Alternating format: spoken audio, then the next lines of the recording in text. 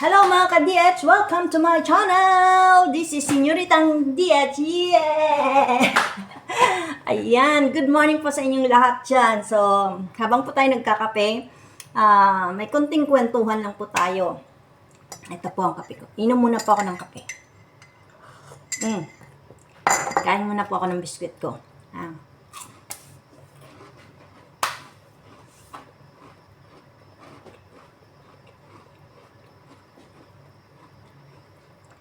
Ayun.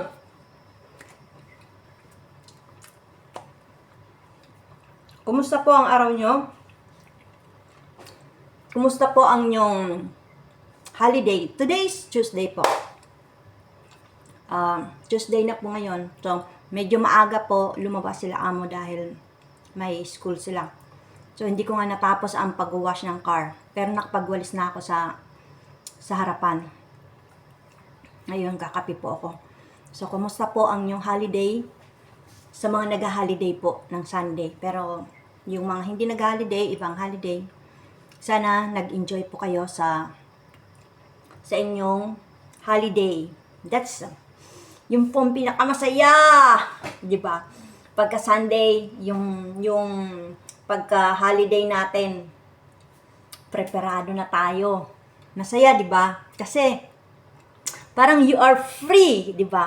Kahit na may mga problema, may mga kung ano-ano dyan, basta, lalabas ako para mag-enjoy. Ganon. Pero, hindi po natin naiiwasan din na yung iba, nagpupunta po sa ng church. Yung iba, nagmi-meet ng mga kaibigan, ganon, mag-party-party. Pero, sana na katukin ni Lord ang kanilang mga puso, na si Lord muna ang kanilang unahin, mag-church muna sila. So, hindi po natin inaano na hindi sila nagdasal. Syempre, alam niyo po, karamihan po talaga ng OFW, araw-araw kumakapit kay Lord.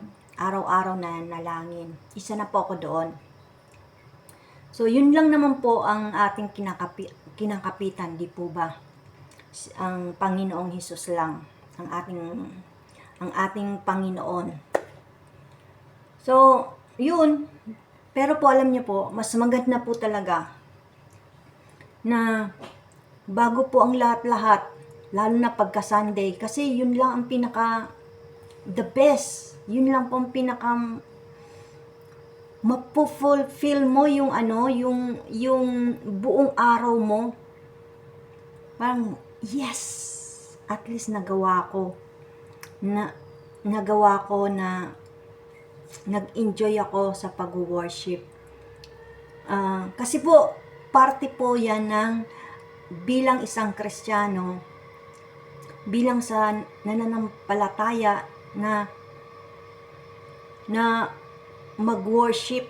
Kasi kumbaga, iba lang din po yung nananalangin tayo sa kwarto natin, nakikipag-usap kay Lord. Iba pa rin po yung mararamdaman nyo na marami kayo na mga OFW nagsasabay-sabay na nanalangin, na umaasa, na ibigay yung mga hinihiling natin, na wino-worship natin ang Panginoong Hesus, na kumbaga, buong puso natin siyang itinataas. Siya yung priority natin sa Sunday. Siya ang priority natin. Siya ang nasa gitna natin siya ang uunahin natin. Na, okay lang kung, basta, ang importante po talaga is makapag-worship po tayo, makapag-attend po tayo, makarinig po tayo ng mga magandang balita mula sa banal na aklat na mga sinulat ng mga apostles, mga salita ng Panginoon. Ayun, mas masarap po talaga ang pakiramdam na, kasi kahit na one day lang yan, ilang oras lang yan, lahat ng pagod mo, pero kung nasa puso mo yun kung nasa puso mo yun, Lahat ng pagod mo, lahat ng ano mo, wala. Kasi kasiyahan nasa puso mo. Yung puso mo nag-uumapaw ng kasiyahan, nagagalak. Pagka nagagalak ang puso mo, ang Panginoon nasa puso mo rin siya. So, kaya po, wag po tayong wag po tayong manghihina, wag po tayong manghina na hindi pa po dinidinig ng Panginoon ang ating mga panalangin, yung hinihingi po natin, ganon. Wag po kayong manghihina. Hindi mo kailangan makakita ng resulta bago ka maniwala sa Panginoon.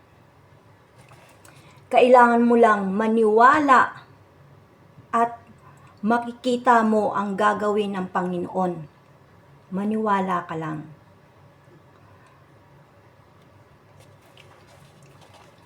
Yung paghihintay,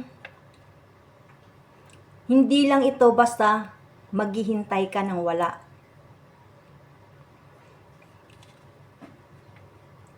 Magtiwala ka lang na alam nyo, habang ka naghihintay, yung bang naghihintay ka, basta naghihintay ka na mayroon talaga, na may ginagawa, basta magtiwala ka din sa Panginoon na hindi ka naghihintay sa wala.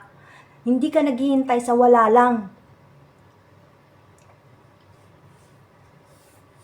Na wala kang inaasahan.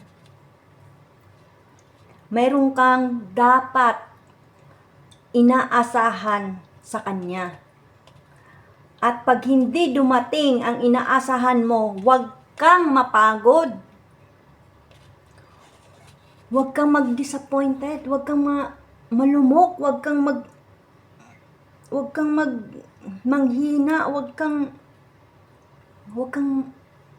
basta-basta bibigay. Kasi alam nyo, habang hinihintay natin, lalo kang pinapalakas ni Lord. Lalo tayong pinapalakas niya. Habang hinihintay natin yung gagawin ng Panginoon, lalo tayo niya pinapalakas. Huwag kang manghihina kumbaga, huwag mong hayaan na manghina ang loob mo. Dahil sa wala kang nakikita sa ngayon. Dapat huwag mong hayaan na pahinain ka ng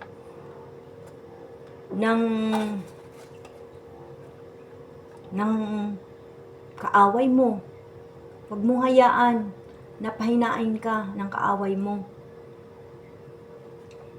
Kundi palakasin ka ng Panginoon habang naghihintay ka sa gagawin niya.